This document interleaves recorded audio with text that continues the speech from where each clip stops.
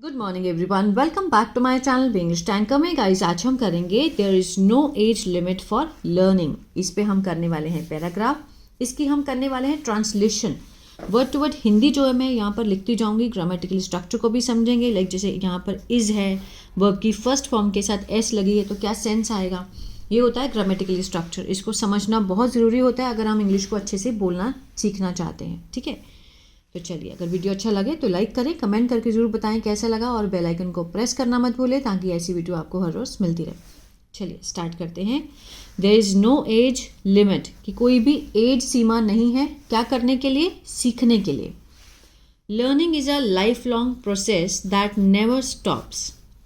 सीखना है, life long means आजीवन, प्रक्रिया है दैट नेवर स्टॉप्स, जो कभी नहीं रुकती। स्टॉप होता है रुकना, एस लगा है तो प्रेजेंट इंडेफिनिट का सेंस देंगे, कभी नहीं रुकती। A person can learn new things at any as. एक व्यक्ति, कैन के साथ फर्स्ट फॉर्म, ठीक है, सकता है का सेंस आएगा, पॉसिबिलिटी को दिखा रहा है। लर्न होता है सीखना, सीख सकता है नई चीजें at any stage of life. जीवन के किसी भी पड़ाव पर, जीवन के किसी भी पड़ाव पर कोई भी व्यक्ति कुछ भी सीख सकता है। ठीक है ना। Whether they are a child, चाहे वे हैं, चाहे वो बच्चा है, यंग एक युवा आदमी है, युवा वयस्क है, और एन ओल्ड पर्सन या फिर कोई बूढ़ा व्यक्ति है। ठीक है ना, जरूरी नहीं है कि एक बच्चा ही सीख सकता है, यंग एडल्ट भी हो सकता है, कोई युवा व्यक्ति हो सकता है, कोई ओल्ड पर्सन हो सकता है। Age should never become a reason to stop studying, जो आयु है, शुड नेवर बिकम, कभी नहीं होनी चाहिए,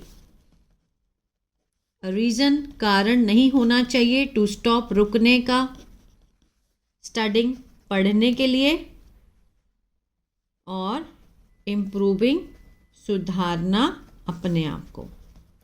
इसको हम दोबारा समझते हैं। ठीक है ना। एज शुड नेवर बिकम, कि जो एज है, should never become a reason, कभी भी कारण नहीं होना चाहिए रुकने का, पढ़ने से और अपने आप को सुधारने से। मैनी पीपल थिंक दैट, बहुत लोग सोचते हैं।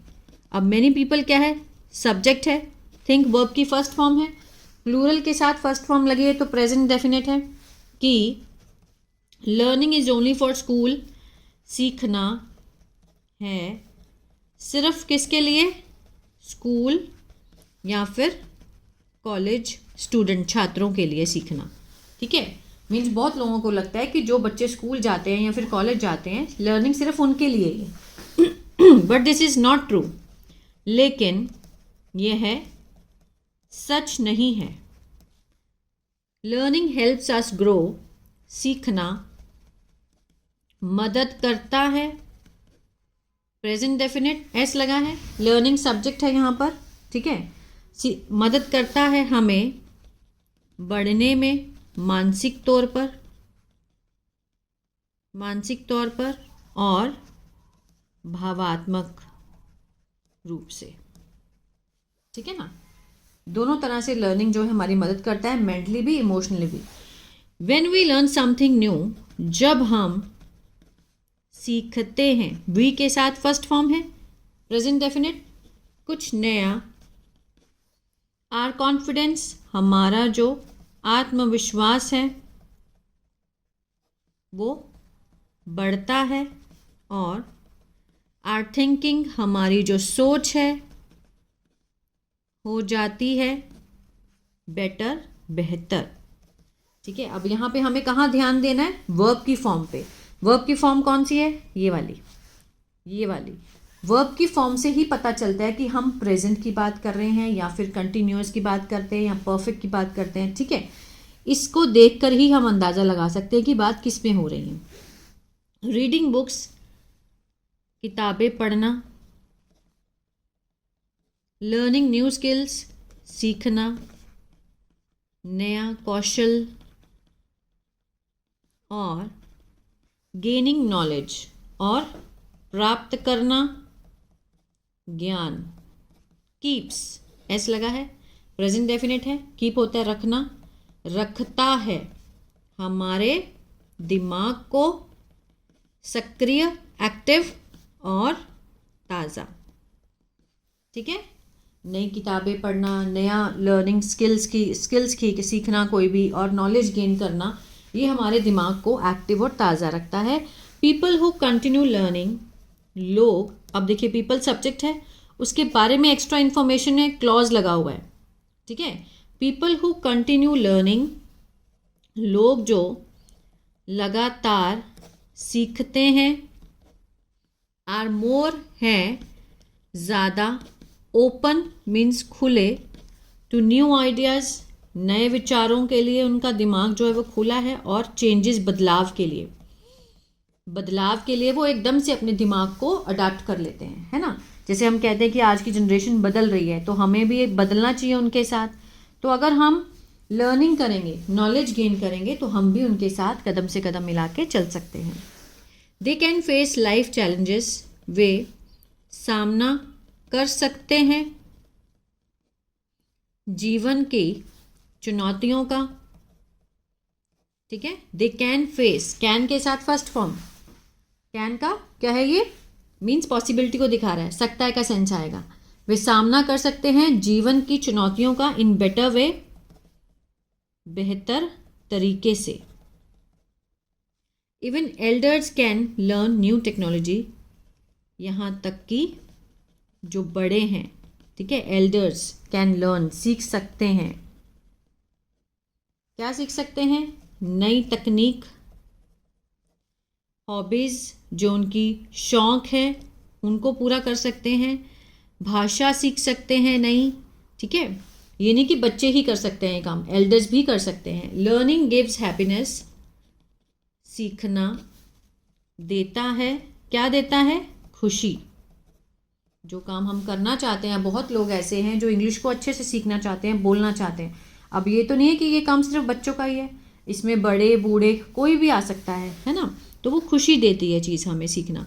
सेंस ऑफ अचीवमेंट्स, एक भावना देती है, किसकी, प्राप्ति की, अचीवमेंट्स की, कि हमने कुछ प्राप्त किया है, एट एवरी एज, प्रत्येक उम्र में। ठीक है, समटाइम्स पीपल फील शाय, कभी कभी लोग महसूस करते हैं, क्या महसूस करते हैं, शर्म, और अफ्रेड, और डरते हैं, टू, किस चीज़ से, आगे देखते हैं, टू स्टडी अगेन, दोबारा पढ़ने से, है ना। जैसे कई लोग होते हैं 10th भी नहीं पास कर पाते, लेकिन बहुत टाइम बाद उनको लगता है कि नहीं हमें पढ़ना चाहिए, तो वो समटाइम्स क्या करते हैं, वो शर्म फील करते हैं और दोबारा पढ़ने में उनको हिचकिचाहट होती है। But there is nothing wrong in learning late, लेकिन कोई भी कुछ भी गलत नहीं है। There is nothing wrong in learning, सीखने में देरी से।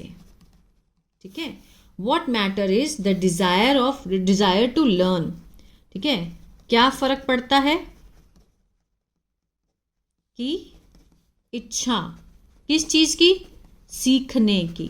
ठीक है, वॉट मैटर इज, किस चीज़ का ज़्यादा मतलब क्या ज़्यादा चीज़ मैटर करती है, सीखने की इच्छा, नॉट द एज, ना कि उम्र।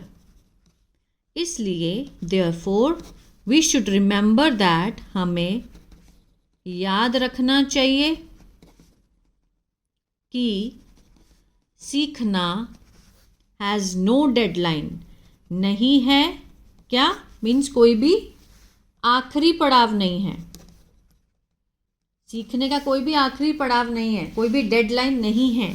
इफ़ वी हैव क्यूरोसिटी, अगर हमें है उत्सुकता और डेडिकेशन, निष्ठा, वी कैन लर्न, हम सीख सकते हैं, एनीथिंग, कुछ भी, एनी टाइम, कभी भी, किसी भी समय, एट एनी एज, किसी भी उम्र में।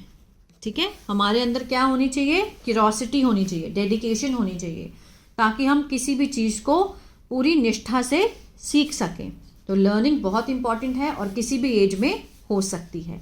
आई होप ये पैराग्राफ आपको अच्छा लगा गाइस। अगर आपको ये टेंसेस नहीं आते हैं, जैसे मैं बताती हूँ हैव के साथ कैन है, शुड है, अगर ये सब आपको नहीं समझ में आता है तो मेरा ऐप है द इंग्लिश टैंकर के नाम से, गूगल प्ले स्टोर पे जाके आप उसको डाउनलोड कर सकते हैं अपने फ़ोन पर।